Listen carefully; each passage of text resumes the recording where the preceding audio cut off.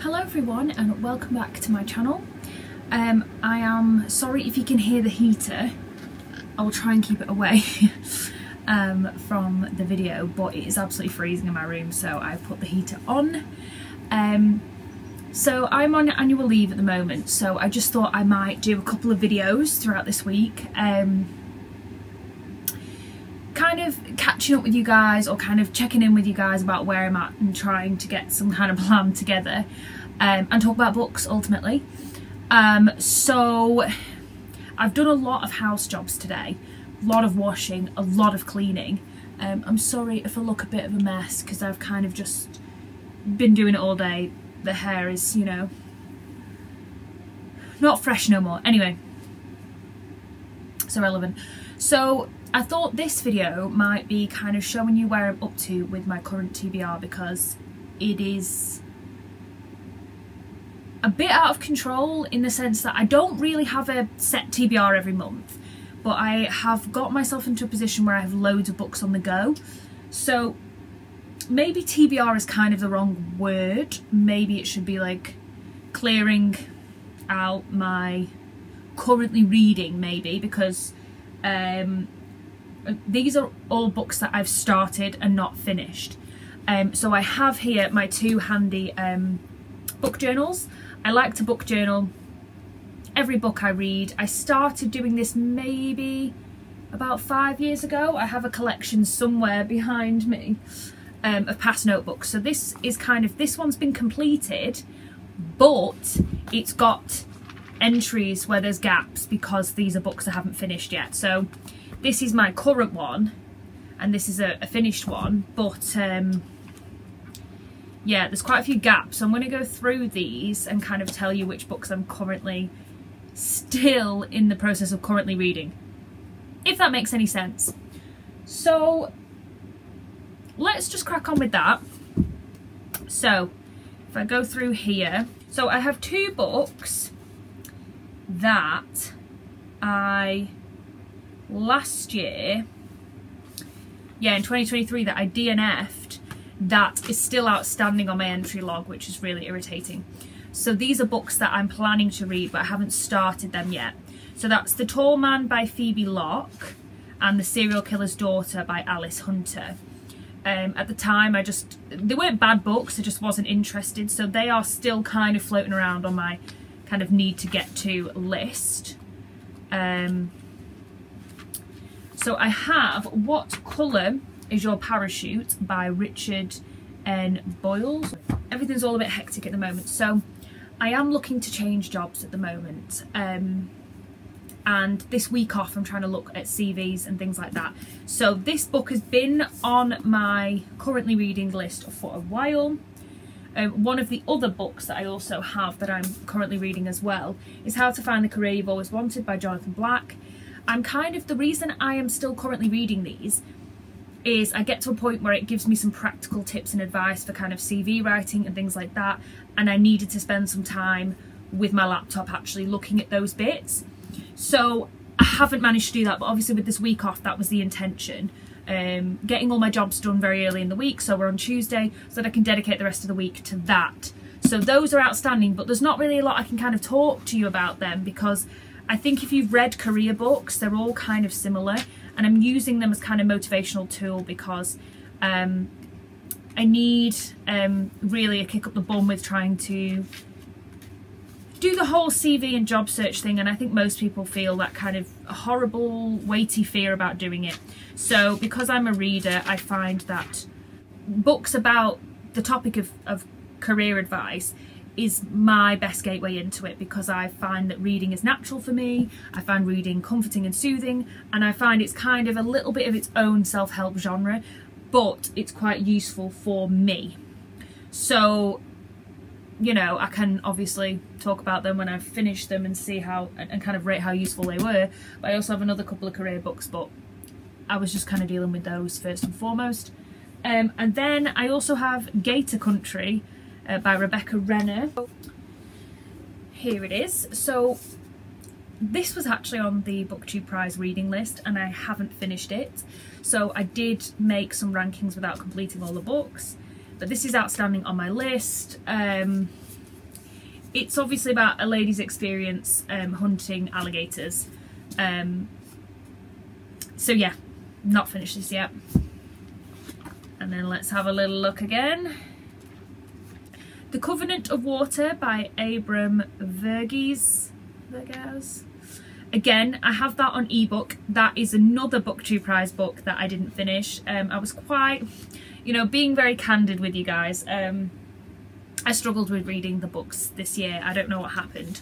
So I'm partway through most of them, and I made an informed choice of the rankings, but I didn't fully complete all the books, so they're still dragging on my currently reading. Another one that fits that criteria is Northwood by Daniel Mason. Again, this is a BookTube Prize book, so we're being really candid and honest here, guys, because these are 3 titles across the prize that I didn't finish.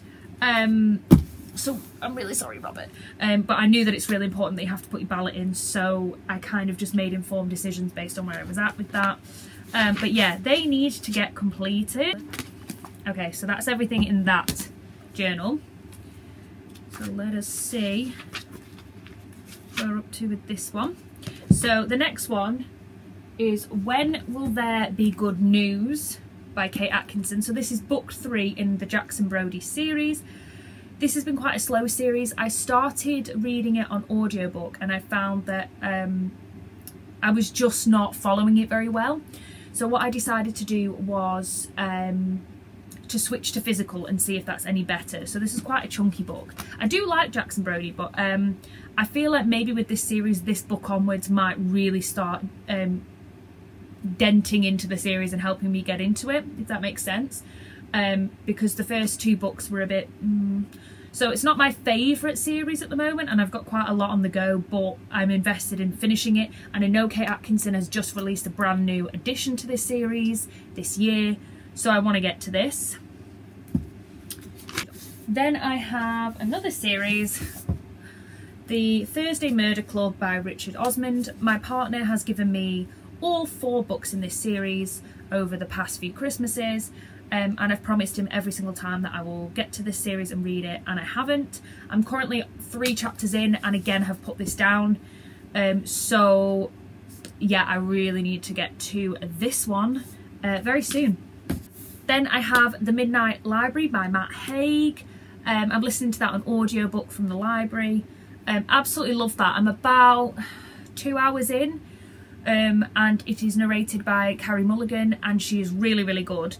I'm loving it, so I don't know why, again, I've stopped that, but I think life has just got incredibly busy at the moment, and so this has become a problem for me. But yeah, really loving that so far, and I want to get that done really soon, so that's on my list. I also have The Stranger in Her House by John Mars. This is, I'm getting to the point now where, apart from his latest domestic thriller, You Killed First or something like that, I can't remember off the top of my head, I've nearly completed all of his domestic thrillers once I finish this one, which is The Stranger in Her House. Absolutely love John Mars. I now want to go back and read all of his kind of more speculative sci-fi fiction. I've read the one, but need to go back and read all the others. He can do no wrong. I love John Mars books. I think they're really propulsive. Again, very surprised that this one hasn't been read really quickly, but I just think I've been quite distracted. I'm about 12% in, and I think we're kind of getting to where there's a bit of a weird twist. This one, the setup is kind of like quite domestic and low-key, and I'm trying to wonder who the bad guy is, whereas some of his other books, particularly his domestic and psychological thrillers, he usually goes straight into like there's a bad person, there's a bad situation, whereas this has kind of, I mean, we're only 12% in, but we're trying to find out where the question mark is, whereas usually he likes throwing something really intense at the beginning and then you've got to work out how we got there. This is a bit more of a slow burn at the beginning, but as usual, loving it. I've got Zodiac. So I recently went to Munich and I took this with me because it was very small, and I've read it on the plane. I'm currently 94 pages in, and it's about 300 odd pages, but it's one of those kind of paperbacks, so the font is really small. Really loving this. I recently watched a documentary on Netflix about the Zodiac. I do have a penchant for true crime. Don't know what that says about me, but I really like reading about true crime. So obviously the Zodiac killer was never found, but this documentary that I just watched recently really alluded to who they have always thought the guy was, and a lot of people have come out who knew the man in childhood or in the community, and said, you know, we also think he was the Zodiac and this is why. So although he's dead and it can never really be confirmed that it was him, not unless we've got you know, a forensic link, everybody kind of suspects it's that guy. So at the moment we're just going through the crimes in this book, but then I think it will lay out who they think potential suspects will be. But the documentary really updated this. This is quite an old story. Robert Graysmith, who wrote this, he was the cartoonist at the newspaper when they got sent the Zodiac letters and asked to print them.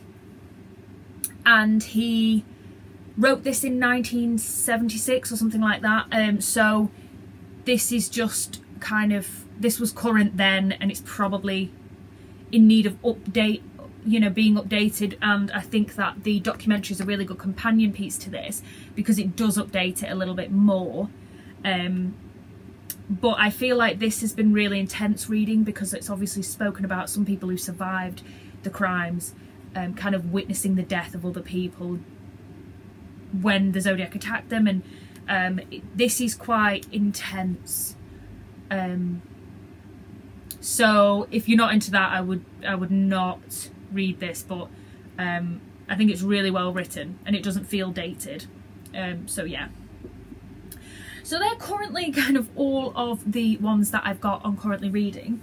I have a few other books that I want to get to really soon. So I want to read MJ Arledge, Pop the Weasel, which is the second in the D.I. Helen Grace thriller. I read the first one, which was Eeny Meeny, really dark, really messed up, loved that. So I want to continue with the series, so that's kind of next on my top priority list. I also have Nemesis by Jo Nesbø, which is book 4 or 3 in the series. I can't remember where I'm up to. I took a bit of a gap, but again, really enjoy Jo Nesbø's series and Harry Hooley, and I really want to get further along with this. This is a really chunky book, so we'll see, but I really want to carry on with his series. I do really want to start the Louise Penny Inspector Gamache series. This is the first one, Still Life. I have all of them behind me, up to I think book 16 or something like that, so I want to start that. So that's also kind of near on my list. And there was the second book in the Megan Golding series. What was the first one called?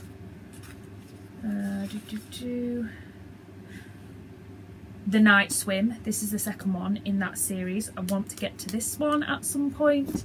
And then I'll just mention just the last one because it's kind of another series as well, is The Kill List by Nadine Matheson, which is the third one in the, what is the series called? Oh, it doesn't say at the back here. Angelina, I can't remember, but the first book was The Jigsaw Man and the second one was The Binding Room, and I just think she's a fantastic writer, and I love this series, so I also want to continue on with this one. And also the Sarah Pierce, who wrote The Sanatorium, she's got a new one out in that series, which I've got an ebook copy of, and I want to read that one. So that's where I'm up to at the moment. I've got quite a lot of series that I want to continue on with. I also have the Will Trent series. I've got Genesis, which is the third book from the library, so I want to continue with that one. And I'm on to book 4 of the Gaither Lodge DCI Jonah Sheen's stories.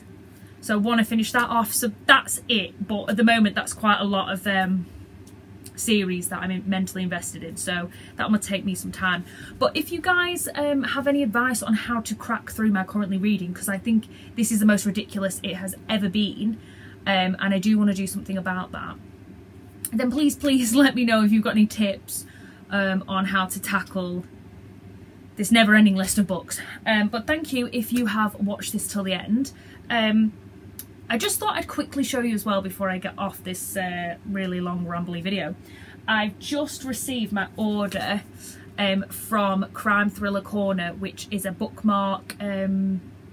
She makes bookmarks, and she makes blind date with a book and things like that. So her website is www.crimethrillercorner.co.uk, and she's on Instagram, and I would really go and check her out.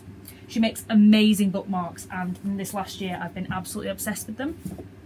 So they always come with like a free sticker, which is just super cute.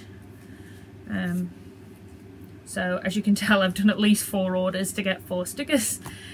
So I've had like autumn ones, and then she does really cute ones like this, like Member of the Horror Book Club one, ghosty ones like that, Thrillers Are My Jam,